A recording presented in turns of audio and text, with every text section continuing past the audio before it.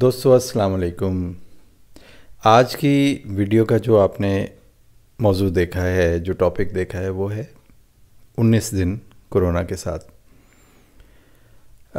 یقیناً ایک مشکل مرحلہ ہے۔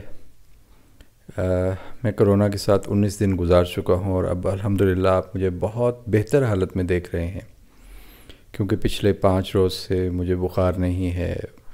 سانس کی تکلیف بہتر ہو گئی ہے، بلکہ ٹھیک ہو گئی ہے کافی حد تک۔ اور اس کے علاوہ یہ ہے کہ میں اپنے آپ کو بہت چاق و چوبند اور الحمدللہ انرجیٹک محسوس کر رہا ہوں۔ لیکن اس سے پہلے اگر ہم تقریباً 3 ہفتے پہلے کی بات کریں، جب یہ کووڈ کا انسیڈنس سٹارٹ ہوا میرے ساتھ، تو میں اپنے کلینک میں تھا اور بہت ساری ایسی فیملیز تھیں جو کہ آؤٹ آف سٹی گئی تھیں اور وہاں پہ شادیوں میں شرکت کی انہوں نے، اور شادیوں میں شرکت کرنے کے بعد وہ کووڈ کا شکار ہو کے آئیں، اور پھر جب وہ میرے کلینک میں آئیں تو مجھے اندازہ ہو گیا کہ میں ایکسپوز ہو چکا ہوں، کیونکہ وہ سب کے سب پازیٹیو تھے۔ اور باوجود اس کے کہ بہت احتیاط کی، لیکن اس سے بچ نہ سکا۔ پہلا سیمپل جب دیا تو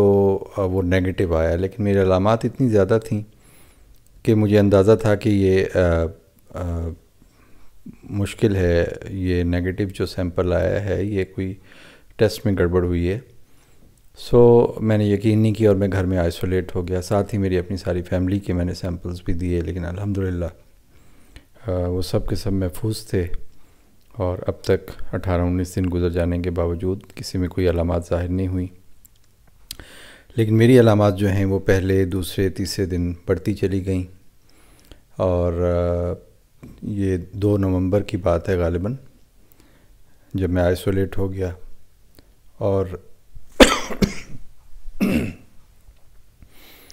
اور یہ ہوا کہ سردی کے ساتھ بخار، تیز بخار، اور وہ بخار اترنے کا نام نہیں لیتا تھا، اور ساتھ آکسیجن سیچوریشن جو ہے وہ ڈراپ ہونا شروع ہو گئی۔ روز صبح ہوتی تھی، بخار چڑھتا تھا، بلکہ بخار میں ہی آنکھ کھلتی تھی، اور پیراسیٹامول کے ساتھ میں جو روٹین کی ایزومیکس اور سیفکزیم وغیرہ وہ لیتا رہا، لیکن 5 ڈیز تک کوئی فرق نہیں پڑا۔ بخار بھی چڑھتا رہا اور آکسیجن سیچوریشن بھی اتنی اچھی نہ ہو سکی۔ الٹیمیٹلی پھر میرے دوست ہیں ڈاکٹر حماد صاحب، انہوں نے مجھے مشورہ دیا کہ میں انجیکٹیبلز کی طرف آؤں، اور ڈیکسامیتھاسون، جس پہ آپ نے میری ویڈیو بھی دیکھی ہے، ہم نے اس ڈرگ کا سٹارٹ لیا، اور میں 4 ملی گرام IV جو ہے وہ ڈیکسامیتھاسون لینے لگ گیا، with the help of my میرے کلینک پہ جو کام کرتے ہیں راشد صاحب، ان کا شکریہ کہ وہ آئے اور پورے SOPs کے ساتھ میرے کمرے میں ماسک وغیرہ پہن کر انہوں نے مجھے انجیکٹیبلز جو ہیں ان کی ڈوز دینا شروع کی۔ ڈیلی آتے تھے، ساتھ ہی میں سیفٹرائکزون 2 گرام IV وہ بھی لینے لگا، اور یہ 5 دن جب یہ مزید چلتا رہا سلسلہ، تو آکسیجن سیچوریشن تو ڈراپ تھی، کھانسی بہت زیادہ تھی، لیکن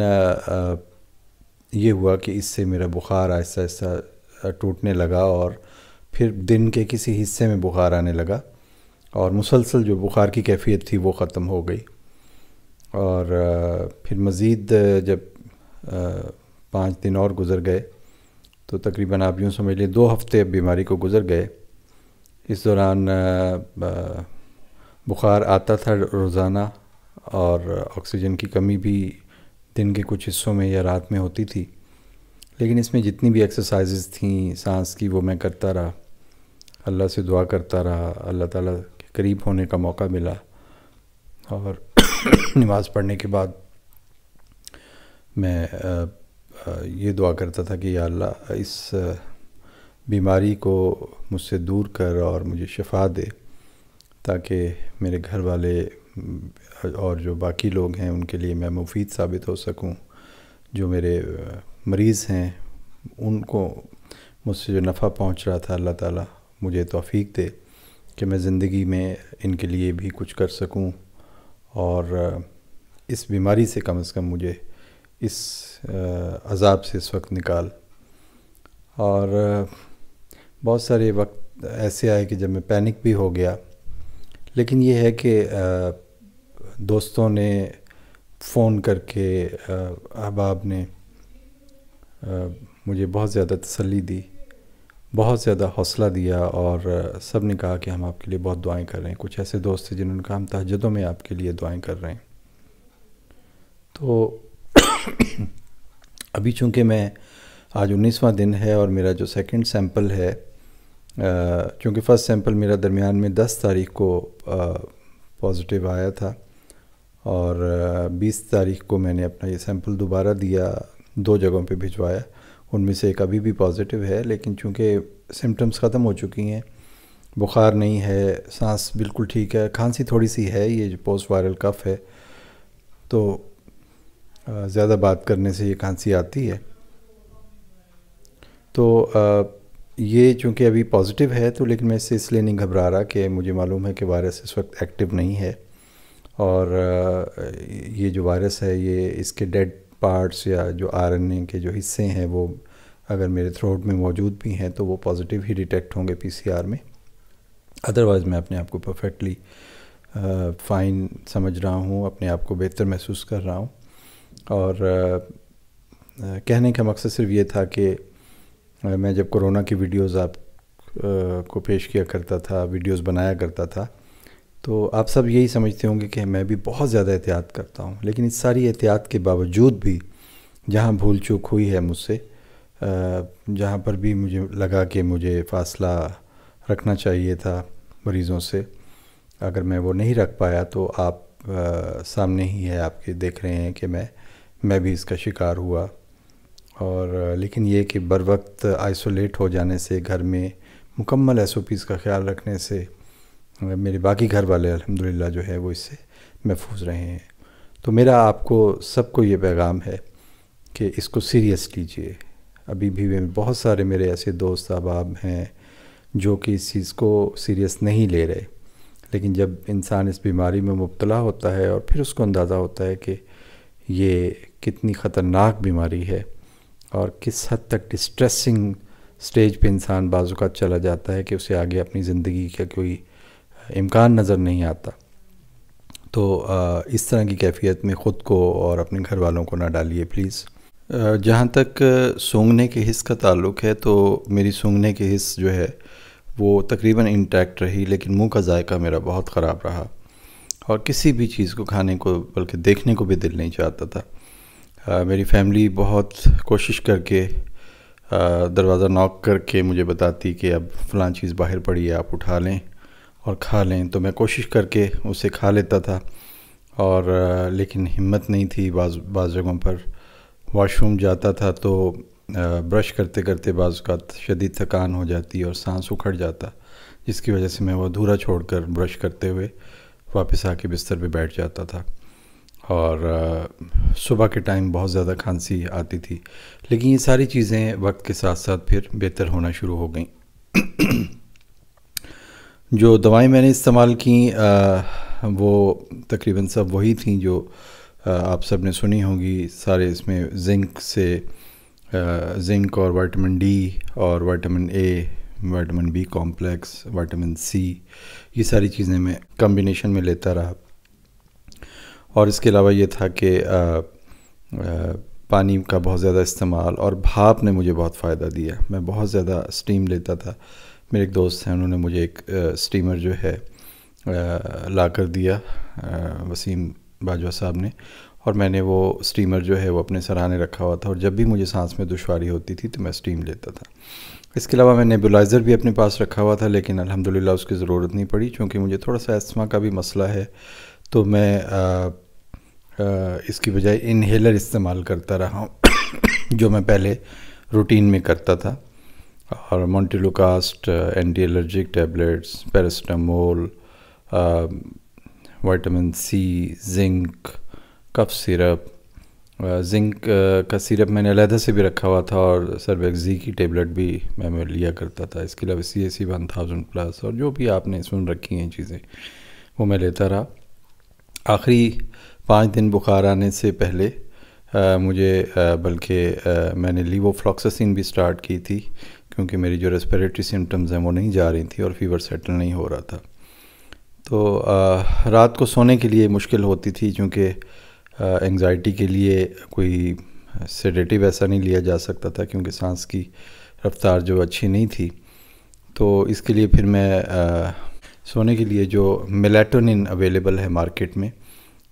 میں 5 ملی گرام میلاٹونن کی ٹیبلٹ لیتا تھا، جو کہ ایک نیچرل ہارمون ہے، اور اس سے پھر مجھے نیند آ جاتی تھی۔ لیکن رات میں بھی رات کے کئی حصوں میں آنکھ کھولتی تھی تو اس وقت گھبراہٹ اور بے چینی محسوس ہوتی تھی۔ لیکن اس دوران میرے گھر والوں نے بھی بہت زیادہ ہمت سے، حوصلے کے ساتھ میرا ساتھ دیا، اور جو چیز مجھے چاہیے ہوتی تھی میں ان کو فون کے ذریعے، ویڈیو کال کے ذریعے انہیں بتاتا تھا۔